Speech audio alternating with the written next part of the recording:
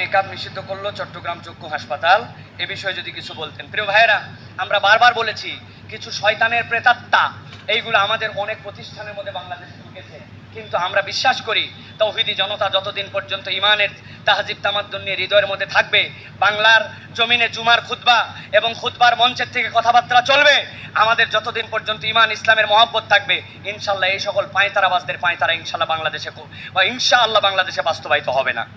যারা এরকম কাজ করতেছে তাদেরকে আমরা বলবো, আল্লাহর ওয়াস্তে একটু বিবেক জাগ্রত করেন, আল্লাহর ওয়াস্তে একটু মাথা খাটান। আপনি কেন এইগুলা নিয়ে কথাবার্তা বলেন? ইসলাম যে পোশাকের ড্রেস কোড দিছে, একটা নারী কোন পোশাক পরবে, কোন জায়গায় কোন পোশাক পরবে, এটা তো আল্লাহ নির্ধারণ করে দিছে। আল্লাহর নির্ধারিত বিধানের উপরে আপনি আপনার ইনস্টিটিউটের বিধানকে কেমন করে চাপাই দিতে চান? এটা তো আপনার জন্য বাস্তবতা নয়। আমি আমার একটা ছোট্ট অভিজ্ঞতা বলি। কিছুদিন আগে, আমি এয়ারলাইন্সের নাম বলবো না, যে কোনো একটা এয়ারলাইন্সে আমি যাচ্ছিলাম।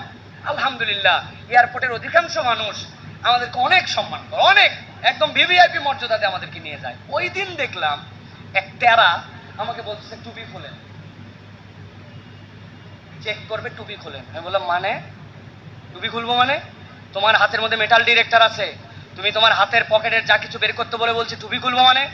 আমি ডাইরেক্ট বলছি, আমার যদি টুপি খুলতে হয় তাহলে কিন্তু আমার পায়জামাও খুলে তোমার সামনে যাবো আমি।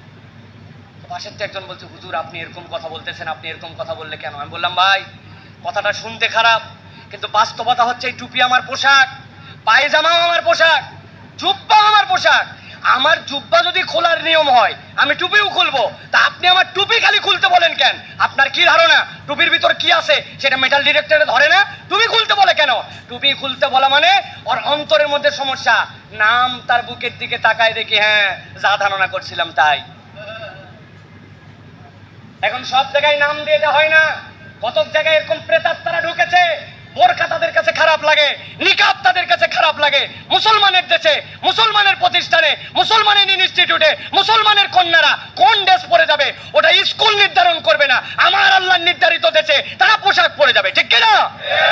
তুমি বোরকার কালার পরে দিতে পারো, কিন্তু বোরকা পরবে কি পরবে না এটা বলতে পারো না। আমি চট্টগ্রামের এই প্রতিষ্ঠানকে সাবধান করে বলে দিতে চাই, দ্রুত তওবা করে ইস্তেহার দিয়ে, প্রজ্ঞাপন দিয়ে আপনাদের কথা প্রত্যাহার করেন, নচেত আপনাদের বিপক্ষে কিভাবে অবস্থান নিতে হয় পুরো দেশবাসীকে আপনার প্রতিষ্ঠানের সামনে দাঁড় করাবো। সিদ্ধান্ত প্রত্যাহার করার আগ পর্যন্ত আপনার প্রতিষ্ঠানের তালা খুলতে পারবেন না। আপনারা অনেক সোজা আঙ্গুল দেখছেন, বাঁকা আঙ্গুল দেখেন না। আমাদের সময় আসতেছে সামনে কিছু বাঁকা আঙ্গুল দেখানো। আল্লাহ আমাদেরকে বোঝার তৌফিক দান করে, বল আল্লাহুম্মা আমিন। এই সকল ষড়যন্ত্রকারীর বিপক্ষে কথা বলবেন, সোচ্চার থাকবেন। এটা আমাদের ইমানের প্রশ্ন, এটা কোনো দেশজ প্রশ্ন নয়, এটা কোনো ভাওতাবাদী নয়, এটা মুসলমানদের ইমানের দাবি। ইমানের দাবিতে মুসলমান কোনো স্যাক্রিফাইস করতে পারে না, ঠিক কিনা? প্রতিষ্ঠানে, ওই প্রতিষ্ঠানে আমার মেয়েরা পড়বে না, আমার লোকেরা যাবে না, কিন্তু পড়তে হলে ইসলামের এই নিয়ম কানুন মেনে চলতে হবে। পড়বে না এই কথা বলারও সময় নাই, পড়বে। আল্লাহর দেওয়া ড্রেস কোডের নিয়ম মেনে পড়বে। আমার দেওয়া টাকায়, আমার ট্যাক্সের, আমার চালানের টাকায় তুমি চলবা, আর আমার বোন, আমার মা, আমার খালা, আমার চাস্তো বোনেরা, আমার ভাই বোনেরা সেখানে পড়বে তোমাদের ইচ্ছা মতো না। আল্লাহর দেওয়া ড্রেস কোড অনুযায়ী পড়তে হবে। তুমি বোরকার কালার নির্ধারণ করো, কিন্তু বোরকা পড়বে কি পড়বে না এটা নির্ধারণ করার অধিকার তোমার নাই। কথা সাফ? আল্লাহ আমাদেরকে বোঝার তৌফিক দান করুক।